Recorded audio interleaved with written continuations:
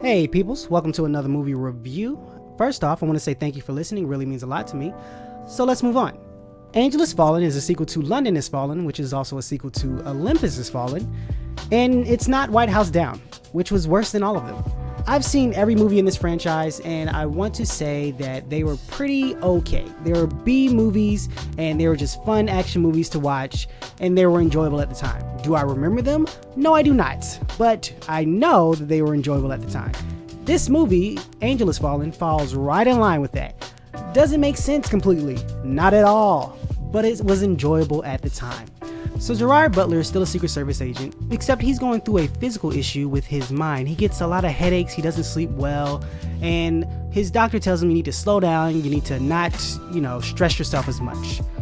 But, he doesn't listen, because reasons, I have no idea. But anyway, so moving on with the movie, the president decides he wants to go fishing. So it's a bunch of Secret Service agents on the lawn, and Gerard Butler there as well.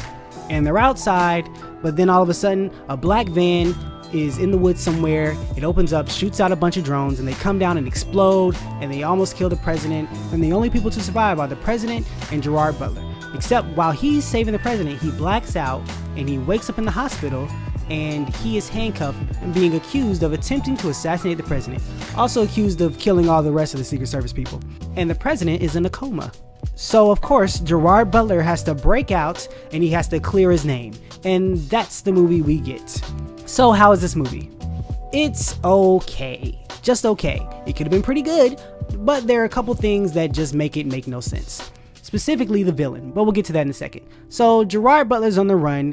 Those headaches that I mentioned in the beginning that he was having, they pretty much completely disappear as the movie goes on. But his interaction with other people as he's trying to steal cars, because his face is all over the news, there are other civilians who see him and try to bring him in. All of that's really funny. Also, his interactions with Nick Nolte's character are probably the best in the movie. They were so funny.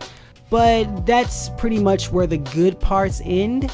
Not to say the rest is necessarily bad and brings the movie down, but it's noticeable, which is the villain of the movie. First off, you know the villain right when you see them. It's supposed to be like a reveal later on, but right when that villain comes on screen, you're like, oh, that's a bad person. I've solved the case. So that's my main gripe about the movie, the villain, because their plan makes no sense.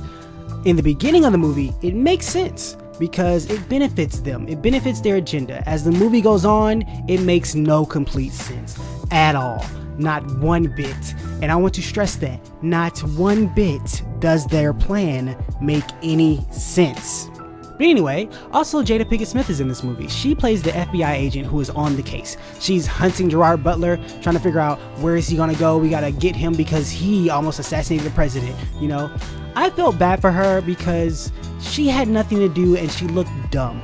So that black van I mentioned earlier, the reason that Gerard Butler is accused of almost attempting to kill the president is because his DNA was found in the black van. So they're telling me that this Secret Service agent was so smart to create a van that shot out drones into the sky remotely, okay? Because remember, Gerard Butler was near the president, remotely. And they shot into the sky and then exploded on all the Secret Service agents and blew them up. But for some reason, he's dumb enough to leave his DNA evidence inside the van. I'm not saying that's not possible, I'm just saying it's stupid. It just seems like a setup. So that was my issue with that specific part. And Jada Pinkett Smith's character seems to not get that. She seems to be the dumbest FBI agent in the world. And her interaction with the villain when she comes in contact with them is also stupid. I was just like, I feel like you should be smarter than this. I wonder if cops and other FBI agents and other members of the government look at these types of movies and like, we're just not that stupid. I don't know why they paint us this way. Kind of like how doctors watch medical shows and movies and they're like, that's not how you do it. I feel like that's what police look at when they watch movies, like, we're not that dumb, we wouldn't do that. But yeah, I felt bad for her, but there's not really much else to say. It's a pretty basic type of movie. Gerard Butler's on the run, he's trying to clear his name. A villain comes after him, trying to frame him for some specific reason. Their plan makes no sense by the end of the movie, and that's it. Morgan Freeman was probably on set maybe one day, because that man is only on screen for maybe 15 minutes, I want to say. Not that long. But yeah, that's all. I have nothing else to say about this movie. Because it's such a basic movie, it's so simple, A, B, C. It's paint by numbers, except the villain's numbers, I don't know what they're doing. But yeah, everything else is paint by numbers. I will say, if you ignore the villain's plan altogether, this is a pretty enjoyable movie. If you just want to go to the theaters and it's a popcorn type of movie, I would say I'd pay matinee if I was going to go see this. It's not like a full movie ticket price, like $16, $20, however much tickets cost. So if you're going to go see this movie, go see it matinee. Or if you want to pay full price, go see it with a bunch of friends, because that's the only way it's going to make it fun for you. And that's pretty much it. So again, thank you for listening. I hope you enjoyed it. Have a great day. God bless. I'll talk to you tomorrow.